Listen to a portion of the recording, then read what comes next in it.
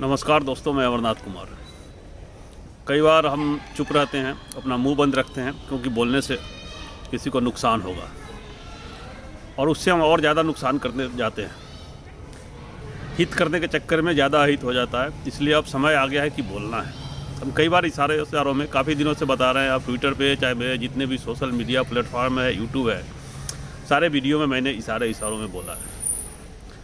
और उसमें मैंने यही कहने की कोशिश की कि कांग्रेस हिंदी भाषी क्षेत्र बिहार, उत्तर प्रदेश और मध्य प्रदेश का आधा इलाका में क्यों ख़त्म हो गया।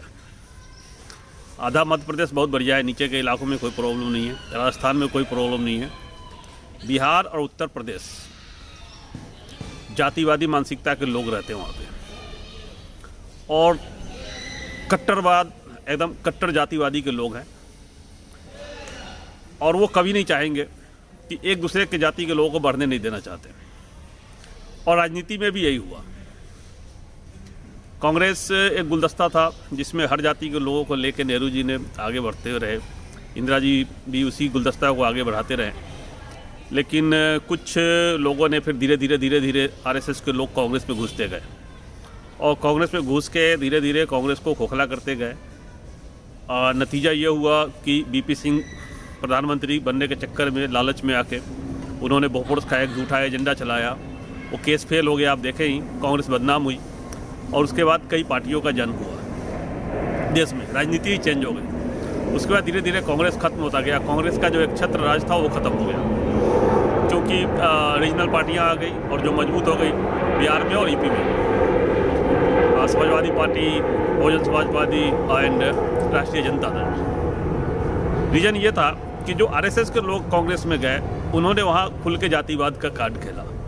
वो जो जितने भी पिछड़ी, दलित और मुस्लिम मतदाता थे, उनके साथ दुर्व्यवहार शुरू किया, जिसके कारण वो सब छिटकते चले गए कांग्रेस से। और बिहार यूपी के लोग काफ़ी सेंसिटिव होते हैं, आज तक फिर कांग्रेस के साथ नहीं जुड़े। और जब तक नहीं जुड़ेंगे, जब तक कांग्रेस में ये लोग बैठे हुए हैं, ये मानसिकता के लोग बैठे हुए हैं, इनकी संख्या बहुत कम है, इनका वोट प्रतिशत बहुत कम है। अगर ये अपने क्षेत्र में खड़े हो जाए कांग्रेस के टिकट पे, तब भी उनके घर वाले भी उनको वोट ना दें, क्योंकि वो सारे के सारे अब भाजपा के साथ हैं। ये जितने भी लोग हैं जातिवादी मानसिकता वाले, आरएसएस के एजेंट, वो भाजपा के साथ हैं। अभी भी कांग्रेस को लोग कांग्रेस को गुमराह कर रहे हैं। वो कह रहे हैं कि नहीं, हम आपके साथ हैं और आपको वोट मिल जाएगा। वो मिलता नहीं है। अगर ये आप देखना चाहते हैं तो बिहार के उपचुनाव देखेंगे, जहाँ इनको कांग्रेस आला कमान को उकसाया गया और कहा गया कि नहीं, अकेले लड़ना है, और आरजेडी के साथ हट के लालू को गाली भी दिया, जिसके कारण लालू जी ने भगचोनर कहा था। हारने के लिए उसको दे देते हम कांग्रेस को, जमानत जब्त कराने के लिए। आरोप कांग्रेस के नेता ये लगा रहे कि आरजेडी का गठबंधन हो गया है पर्दे के पीछे बीजेपी से, ये एलिगेशन लगा है। कौन बोला है? ये भक्तचरण दास प्रभारी है। भक्तचरण दास भक्तचोनर है, ही है, उसको कुछ पता है? भक्तचोनर भक्तचरण दास को बोले भगचोनर है, तो क्या वोट मिला? अब देखिए क्या आंकड़ा है, नोटा से भी कम या नोटा के बराबर। तो ये है उनका हाल कांग्रेसियों का। जो जातिवादी मानसिकता के लोग हैं, आला कमान तक बात पहुंचती नहीं है। आला कमान के पास पूरा खुफिया तंत्र पेगासस तो लगा हुआ नहीं है, तो उनको बात पहुंचती नहीं है और उनको गुमराह किया जाता है, और उससे पार्टी का नुकसान होता है। आज भी पार्टी में बहुत सारे लोग बैठे हुए हैं जो धीरे धीरे पार्टी को खोखला कर रहे हैं। वो चाहते नहीं कि कांग्रेस आगे बढ़े, देश चाहता है कि कांग्रेस आगे बढ़े। 2024 चुनाव के लिए आप सब भी, जितने भी युवा हैं, वो सब चाहते हैं कि कांग्रेस को जिताना है, क्योंकि कांग्रेस एक ऐसी पार्टी है, कांग्रेस की बात नहीं कर रहा हूँ, कांग्रेस के जो आला कमान है, उसकी कोई जाति नहीं है, उसका कोई धर्म नहीं है। शुरू से ही चाहे नेहरू जी हो, चाहे इंदिरा गांधी हो, चाहे राजीव जी रहे हों, और राहुल हो, सोनिया गांधी हो, इन लोग जाति लेके नहीं चलते हैं, धर्म लेके नहीं चलते हैं। ऐसा होता तो इंटरकास्ट मैरिज नहीं हुआ होता, इतने सारे इंटरकास्ट मैरिज हुआ, और हर धर्म के लोगों को साथ लेके चले। तो उनकी विचारधारा ही है, देश की विचारधारा है। और शुरू से ही सुभाष चंद्र बोस भी उसके खिलाफ थे, गांधी जी भी उसके खिलाफ थे कि आप सबको लेकर चलना है, जिसके कारण उनकी हत्या कर दी गई। अम्बेडकर जी ने संविधान बनाया कि सबको लेकर चलना है, इसके कारण ऐसा संविधान बनाया, सबको हक दिया सेकुलर राष्ट्र का निर्माण के लिए। तो उनको भी ख़त्म किया गया। जब उनकी फर्स्ट वाइफ का डेथ हुआ, उसके बाद जो दूसरी वाइफ आई वो 5, 6 साल, 7 साल में ही ख़त्म कर दिया। अम्बेडकर साहब चले गए कम उम्र में, जाने का उम्र नहीं था। इस तरह से धीरे धीरे बीमार होते गए, चले गए। तो इस तरह से भेज दिया जाता है। आप घटना का इंक्वायरी कराओ तो पता निकल के आ जाएगा कि क्या हुआ था। तो इस तरह से ख़त्म कर दिया गया और आज कांग्रेस को ख़त्म किया जा रहा है। ये लोग जब जा रहा है कांग्रेस से छूट के तो लोग बड़े खुश हो रहे हैं कि अच्छा हुआ कि गंद साफ हो रहा है। मैं कहना चाहता हूँ कि और जितने भी गंद है वो छोड़ के चले जाए तो कांग्रेस का भला हो जाएगा। जितने भी है एक साथ छोड़ दो, क्योंकि तुम्हारी दाल अब गलने वाली नहीं है। राहुल गांधी, मैं देख रहा हूँ कि वो जातिवादी राजनीति करने वाले नहीं हैं। और न प्रियंका, उन्होंने यूपी में कैंडिडेट दिया है, सब कुछ दिया है, चुन चान के दिया, हर तरह के लोगों को लिया है। एक कार्ड खेलने की कोशिश करी है, लेकिन उनको कोई फ़र्क नहीं पड़ता है, जीते चाहे हारे। तुम लोगों की राजनीति में वो आने वाले नहीं हैं। तो इससे अच्छा है कि निकल लो, जहाँ तुम्हें मिलता है, जहाँ तुमको बड़ा मान सम्मान मिलता है वहाँ चले जाओ, कुर्सी मिल जाएगा, मंत्री बन जाओगे, चले जाओ। जनता यही चाह रही है और कांग्रेस के चीफ को भी चाहिए कि गुलदस्ता फिर से बनाए। गुलदस्ता बनाने के लिए आपको संख्या बल को देखना पड़ेगा, किसकी संख्या इस देश में ज़्यादा है। अगर जातिवादी कार्ड ही खेलना है तो यूपी बिहार की बात कर रहा हूँ, यूपी में सबसे ज़्यादा किस जाति के लोग हैं, उस आदमी को आपको अपने कांग्रेस में लेना पड़ेगा। जातिवादी के आधार पर किस धर्म के लोग हैं उसके हिसाब से आपको बनाना पड़ेगा समीकरण, तभी आप आगे बढ़ पाएंगे। आपका जो ट्रेडिशनल वोटर है, ट्रेडिशनल वोटर कौन था आपका? ब्राह्मण। सबसे ज़्यादा पहला नंबर ब्राह्मण था। तो वो ब्राह्मण आज के दिन में भारतीय जनता पार्टी के साथ है।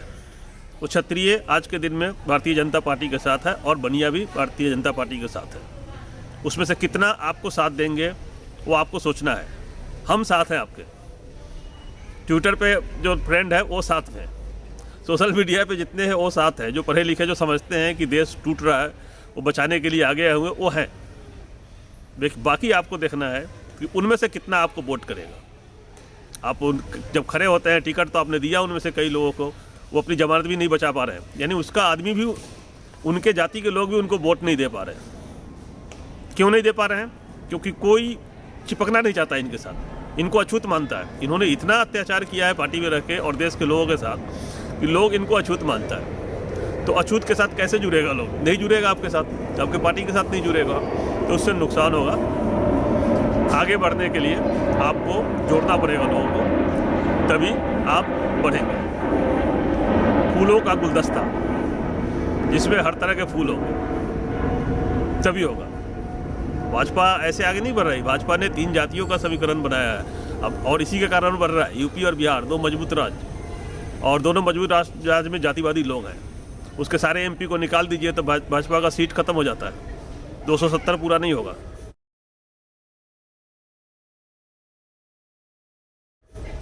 और सरकार बनी नहीं रही है। तो ये जातिवादी लोगों को जोड़ने के लिए उन्होंने क्या किया? ब्राह्मण, बनिया और क्षत्रिय की पार्टी बनाई, 3 लोगों की, और दूसरे लोगों को मुस्लिम, हिंदू मुस्लिम के नाम पे लड़ा के उनका वोट काट के और सरकार बना रही है। और लोग भाग भी जा रहे हैं, छोटे छोटे जाति के लोगों को भी अपने में मिला ले रहा है, उनको गुमराह कर रहा है। यूपी 2017 चुनाव जोगी के नाम पे तो नहीं लड़ा गया था, केशव प्रसाद मौर्य को मुख्यमंत्री बनाना था, तो लोगों ने जम के वोट किया, तब भी मिला 39%। 60% लोग तो अलग बटे हुए थे, तब भी वोट नहीं मिला, मुख्यमंत्री बना जोगी। इस बार का माहौल भी उसी तरह से चाह रहे हैं, जीत लेंगे लेकिन नहीं जीत पाएंगे। इस बार तो एकजुट है, जनता समझ गया कि चाल क्या है।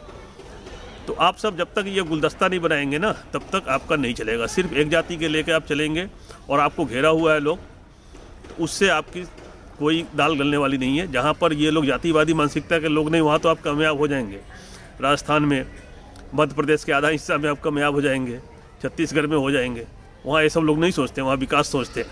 साउथ में विकास सोचते हैं, लेकिन बिहार यूपी में अगर आपको आगे बढ़ना है तो आपको इनको बनाना पड़ेगा। बंगाल में अगर आपको आगे बढ़ना है तो मुस्लिम और दलित को आगे लेके चलना पड़ेगा। ये समीकरण है। इनको लेके नहीं चलेंगे तो आप आगे नहीं बढ़ पाएंगे, पार्टी आगे नहीं बढ़ेगी और ये मुश्किल होगी। अब टाइम नहीं है। हम यूपी चुनाव देख के चुप थे कि बोलेंगे चुनाव के समय में तो नुकसान होगा, लेकिन नुकसान क्या होगा? यूपी में आपका कुछ है नहीं, जो है तो है, जितना है उतना रहेगा। बाकी जगह आप मजबूत हैं, पंजाब जीत रहे हैं, उत्तराखंड जीत रहे हैं, गोवा जीत रहे हैं। तो यूपी के लिए मुझे क्या सोचना है? मैंने कहा कि चलो अब बताते हैं। अब तो अति हो गई, ये भी भाग रहा है, वो भी भाग रहा है। भागने तो जिसको जाना है, लेट देम गो। जय हिंद, जय भारत।